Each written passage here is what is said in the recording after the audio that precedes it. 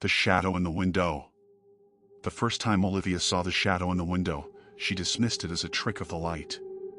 A lone traveler, she had rented an old apartment in the heart of Prague, charmed by its rustic appeal and centuries-old architecture. The building had history, the kind that whispered through its wooden floors and lingered in the ornate patterns of the wallpaper. It was her second night when she saw it again. A tall, gaunt shadow against the window pane of the adjacent building, an abandoned townhouse shrouded in silence. At first, she assumed it was another tenant, perhaps someone who had access to the supposedly empty structure. But when she peered closer, the figure did not move.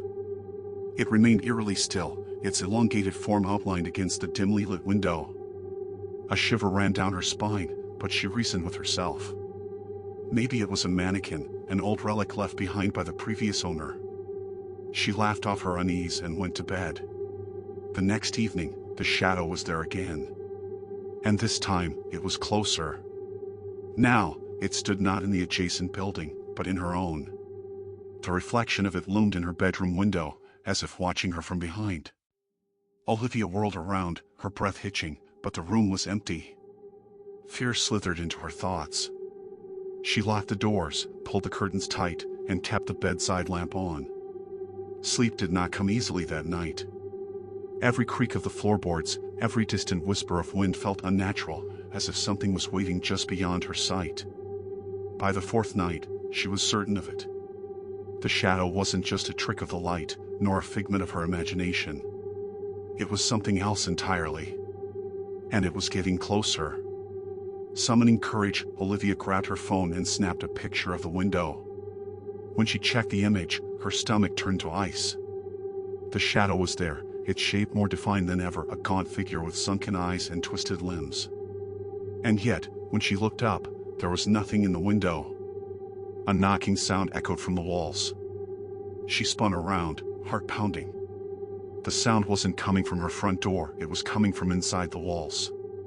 The rhythmic tapping grew louder, spreading through the room, as though something was trapped just behind the plaster, trying to break free. Terrified, Olivia ran.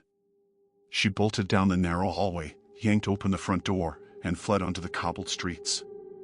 The cold air bit at her skin, but she didn't stop running until she reached the nearest hotel. The next morning, she returned with the landlord. Together, they entered the apartment.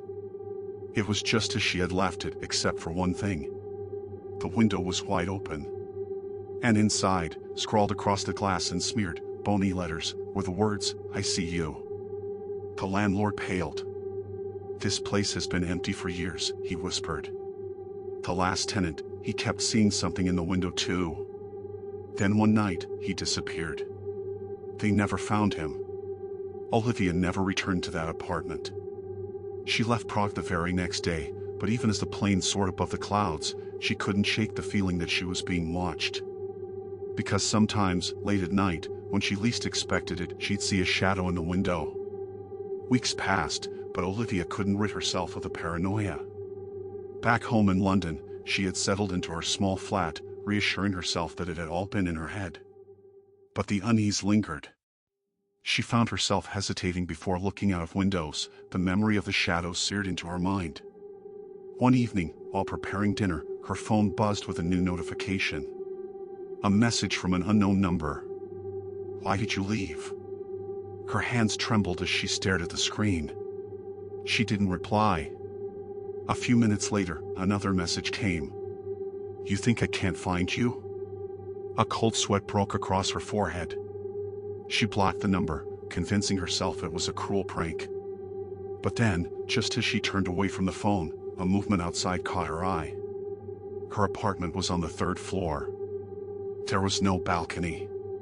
No fire escape.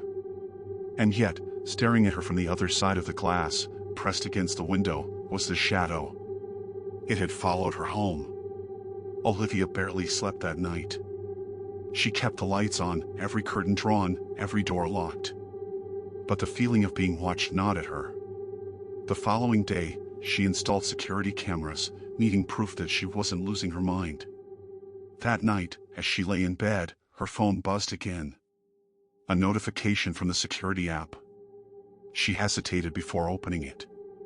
The video feed loaded, displaying the darkened exterior of her building. At first, nothing seemed amiss.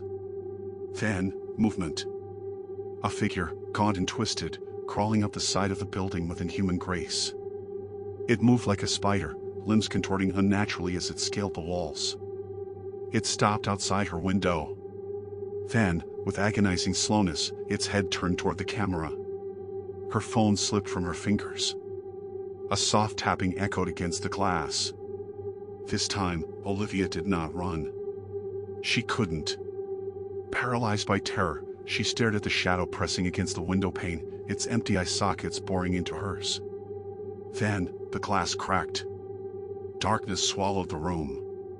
The next morning, Olivia's neighbors reported a missing tenant. Her apartment was found in disarray, the windows shattered, the curtains billowing in the cold morning breeze. The only thing left behind was her phone, lying on the floor, its screen cracked and flickering. And on the window, in smeared, bony letters, was a final message. "I found you."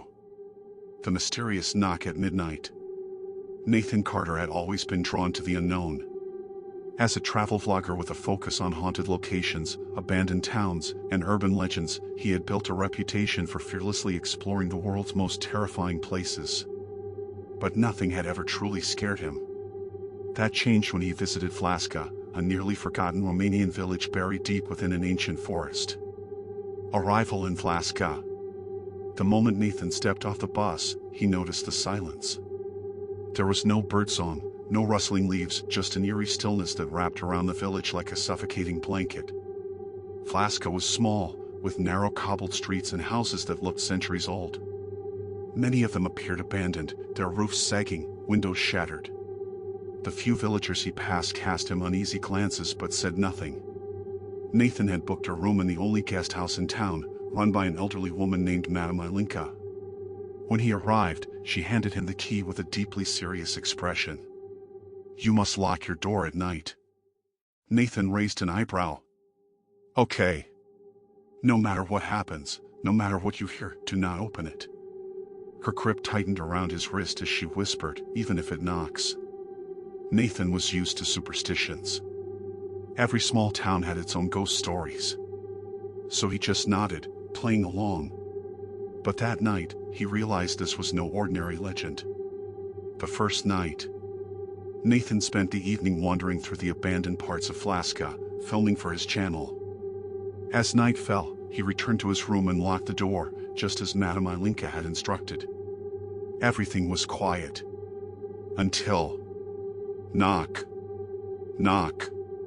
Knock. Nathan's eyes snapped open. He glanced at his phone. 12 a.m. The knock had been soft. Hesitant. He sat up in bed, staring at the door. "Madame Ilinka," he called out. No response. He hesitated, then slowly approached the door and peered through the keyhole. Nothing. Only darkness. Nathan sighed, shaking his head. Probably some villager playing a prank on the foreigner. But just as he turned back toward his bed. Knock. Knock. Knock. This time, louder. A chill ran down his spine. He checked the keyhole again. Still nothing. Something about this felt wrong. He grabbed his phone, opened the camera, and pointed it at the door. "If this is a joke, I'll catch you on video," he muttered. He pressed record. Silence. For a long moment, nothing happened. Then, just as he lowered his phone, a whisper. A cold, distorted whisper right at the door. Nathan. His own name. Nathan's breath hitched. He hadn't told anyone his name in this village. His entire body screamed at him to not respond. Madame Ilinka's warning echoed in his head. Slowly, he backed away, keeping his eyes on the door. He climbed into bed, pulling the blankets over himself like a child. The whispering continued for hours. Eventually, just before dawn, it stopped. The second night, the thing at the door. Nathan barely spoke the next day. When Madame Ilinka saw his pale face, she already knew. "You heard it." Nathan swallowed. "What is it?" She didn't answer right away. Instead, she handed him something, a small pouch filled with a mixture of salt and strange herbs. "Place this under your pillow." Nathan wanted to ask why, but the look in her eyes silenced him. That night, he locked his door twice. He placed the pouch beneath his pillow and left his camera running. At midnight, it started again. Knock. Knock. Knock. Nathan's pulse quickened. He stayed in bed, staring at the door. Then, the knocking grew aggressive. Bang. Bang. Bang. The entire door shook. Nathan grabbed his phone, fumbling to turn on the flashlight. The knocking stopped instantly. For a moment, there was silence. Then, a shadow slid beneath the door. Nathan's breath caught in his throat. The black mass was moving, stretching across the floor like ink spreading through water. And then, it spoke. "Let me in, Nathan." The voice was neither male nor female. It was layered, distorted, as if multiple people were speaking at once. Nathan pressed his back against the wall, every muscle in his body screaming, "Do not respond." The shadow shifted, curling toward his bed. Then, as quickly as it had appeared, it withdrew. The whispers faded. The night stretched on in unbearable silence. The third night, it follows. By morning, Nathan had made a decision. He was leaving Flaska. He packed his bags and caught the first bus out. As he looked out the window, watching the village disappear behind him, he felt an overwhelming sense of relief. But something nagged at him. Had he really escaped? That night, he checked into a hotel in Bucharest, miles away from Flaska. He took a long shower, convinced himself that it was all just paranoia, and collapsed into bed. Then, at exactly midnight, knock. Knock. Knock. Nathan froze. His stomach dropped. He wasn't in Flaska anymore. But it had followed him. Slowly, he turned his head toward the door. Bang. Bang. Bang. The entire door shuddered as if something massive was on the other side. Nathan grabbed his phone, hands shaking. The whispers started again. "Nathan. Let me in." Nathan squeezed his eyes shut. "No. No. No." Then, a soft creak came from behind him. Not from the door. From inside the room. Nathan's breath caught. His mind screamed, "Don't turn around." But something moved in the darkness behind him. A cold breath brushed against his ear. "Why are you ignoring me, Nathan?" He never made it out of that room. The next morning, hotel staff found the door locked from the inside. Nathan was gone. The only thing left was his phone, still recording. And on the screen, a shadowy figure standing at the foot of his bed, watching him sleep. The final warning. A month later, a YouTube video appeared on Nathan's channel. It was a short clip, grainy and distorted, with only 2 sentences in the description. "I should have listened. If you hear a knock at midnight, don't open the door. Trapped with someone unknown." The train rumbled through the dark countryside, its rhythmic clatter the only sound in the otherwise silent night. James adjusted his coat and glanced around the near-empty carriage. A few passengers dozed against the window, their breath fogging up the glass. The air was cold, almost unnaturally so. Then, the train screeched to an unexpected halt. James frowned, looking out the window. Nothing but an expanse of trees and fog-shrouded fields. There was no station, no signs of civilization. The overhead lights flickered ominously. "Attention, passengers," a distorted voice crackled through the intercom. "Due to unforeseen circumstances, we will be stopping here momentarily. We apologize for the inconvenience." A sinking feeling settled in James's stomach. Something felt off. A soft rustling caught his attention. Across the aisle, a man sat completely still, dressed in a tattered overcoat, his hat pulled low over his face. James hadn't noticed him before. The way he sat was unnatural, rigid, as if he wasn't breathing. His gloved hands gripped a leather suitcase too tightly. James shivered. The carriage door slid open with a mechanical hiss. A conductor stepped inside, his uniform oddly outdated, like something from the early 1900s. "Sir," he said, his voice hollow. "You must not speak to him. Do not acknowledge his presence." James's heart pounded.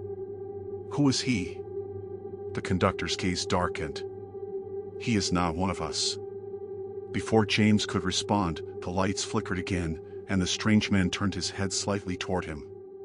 His face remained hidden, but James felt something ancient, something wrong lurking beneath the shadow of his hat. The train lurched forward suddenly, nearly throwing James from his seat. The conductor was gone, as if he had never been there. The other passengers remained oblivious, lost in uneasy slumber. The man across the aisle let out a slow, shuddering breath. James clutched the armrest. The carriage was suffocating now, the air thick with the scent of damp earth. He reached for his phone, but there was no signal. Then, the man stood.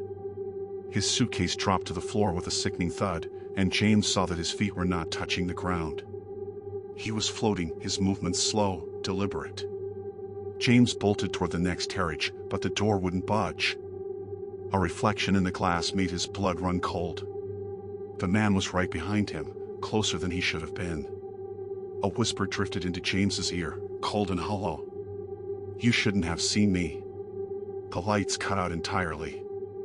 James awoke to the sound of hushed voices. He was lying on the floor of the carriage, his head pounding. His fingers trembled as he reached for his phone, still no signal. The train was moving again, yet everything seemed eerily quiet. The passengers still appeared to be asleep, but now there was something unsettling about them. Their chests barely moved, as if they weren't breathing at all. He scrambled to his feet, eyes darting around. The man in the tattered coat was nowhere to be seen. His suitcase, however, remained exactly where it had fallen. James hesitated. Every fiber of his being told him not to go near it, but curiosity clawed at his mind. He stepped forward and knelt, fingers grazing the worn leather. The moment he touched it, a sharp pain lanced through his skull. A vision, dark tunnels stretching endlessly, whispers echoing in an unknown language, shadows moving in the periphery of his mind. He gasped and yanked his hand away. The train's windows had turned black, reflecting nothing but the void. He needed to get out. Now! James stumbled toward the next carriage again, slamming his fists against the locked door. It wouldn't give. Panic rising, he turned to find the suitcase was now open. Inside was a single, withered photograph. He picked it up with trembling hands. It was a picture of him. But the date scrawled at the bottom was from over 100 years ago. A shadow loomed behind him. Then, everything went black. James woke again, but this time, he was no longer on the train.